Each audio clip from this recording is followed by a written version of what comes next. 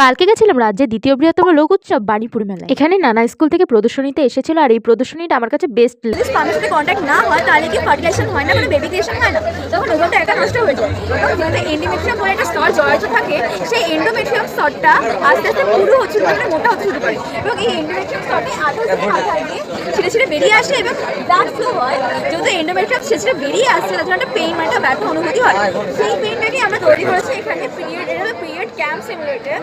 এটার মাধ্যমে যাতে ছেলেরাও সেই পেইনটাকে অনুভব করতে পারে, ফিল করতে পারে। যেহেতু এটা ফিজিক্যাল বডি পেইন, পুরোটা পেইন তৈরি করা সম্ভব না, আমরা কিছুটা পরিমাণ পেইন ভাইব্রেশনের মাধ্যমে তৈরি করেছি, প্রত্যেকটা ছেলেরা ট্রাই করে এবং একটুখানি মানে বোঝে ব্যাপারটাকে, যে মেয়েদের কতটা পেইন হচ্ছে, মুড সুইংস হচ্ছে, ক্রেভিংস হচ্ছে, এবং সাপোর্টিভ হয়ে ওঠে। এইগুলো নিয়ে মেয়েরা অনেক কাজ করে, স্কুল যায়, কলেজ যায়, হাউস ওয়াইফরা কাজ করে। সো আমরা চাই প্রতিটা ছেলেরা ট্রাই করুক এবং বুঝতে পারছি বাচ্চাটা কীরকম হয়, কিছুটা বই।